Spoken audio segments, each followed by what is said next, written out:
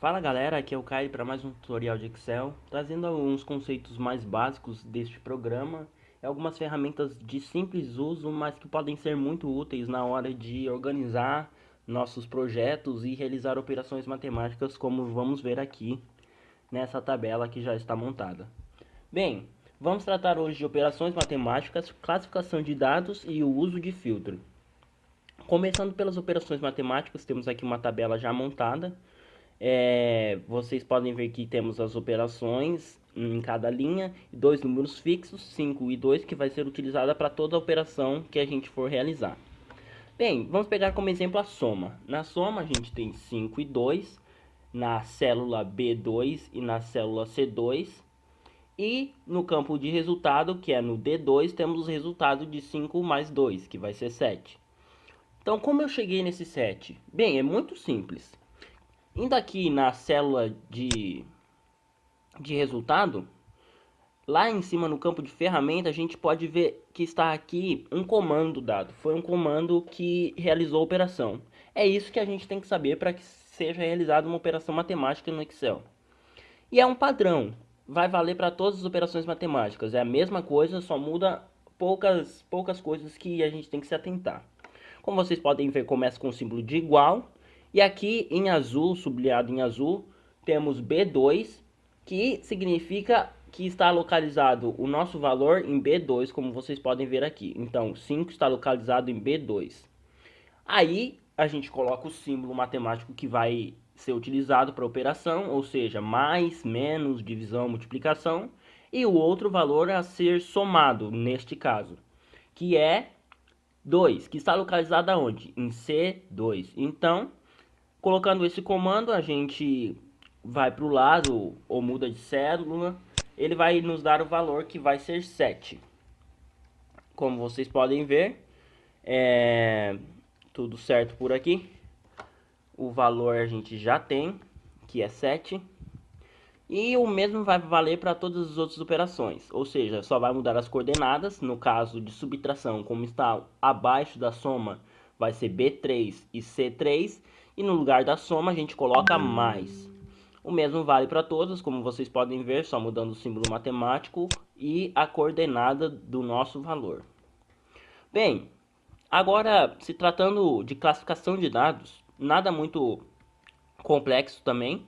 Eu vi essa tabela aqui, a mesma tabela, para vocês poderem comparar a diferença quando nós utilizamos classificação de dados na tabela. Bem, o primeiro passo para fazer uma classificação de dados é selecionar a tabela a ser classificada. Tanto o seu cabeçalho, onde temos os tópicos, os dados da tabela, que são as operações, o primeiro número, o segundo número, o resultado, quanto a tabela toda em si, ou seja, a tabela toda. Depois de selecionado, vamos em dados e vamos em classificar. Quando clicamos em classificar, vai abrir uma janelinha. Essa janela vai nos dar algumas opções de classificação. Aqui em classificar por, temos os tópicos que foram selecionados. Isso é muito importante a ser feito. Selecionando os tópicos, a gente pode alterar a classificação da tabela. Ou seja, se eu colocar em primeiro número, e aqui do menor para o maior, como estamos trabalhando com números, ele vai classificar do menor para o maior. Ou seja, como são números iguais, não vai realizar nenhuma diferença. Mas se fossem números diferentes, por exemplo, 7, 5, do menor para o maior, o 5 subiria, se estivesse embaixo, e o 7 estaria para baixo. E vice-versa se fosse do maior para o menor. Vamos tratar de letras para vocês verem como funciona. Operações. Por exemplo, aqui a gente tem a opção de A a Z ou de Z a A. Colocando de Z a A e dando OK, vocês vão ver que mudou. A subtração subiu no lugar da soma, assim como vocês podem ver a diferença. A soma estava em cima. A gente pode realizar ainda uma classificação de outro modo, de A a Z. E aí a divisão e a multiplicação sobem como valores como letras mais perto de A, e a soma e a subtração descem. Então, isso é classificar. Isso que a gente pode realizar pelo Excel. Aqui temos algumas opções mais específicas. Em caso de tabelas mais complexas que possuem cor de fonte ou cor da célula, a gente pode classificar esses dados de maneira melhor a ser tratada a tabela, ou seja, para deixar mais simples e mais facilitado o entendimento, ou se você quer destacar alguma coisa. Então, classificar é basicamente isso. Agora, se tratando de filtros.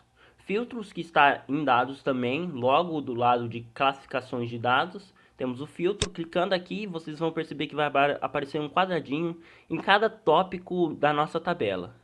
O que isso significa? Abrindo o quadradinho, vocês vão ver que ele vai trabalhar justamente com este tópico. A ferramenta de filtro é muito utilizado em tabelas muito complexas, onde você quer destacar dados ou ocultar dados para que você possa destacar outros.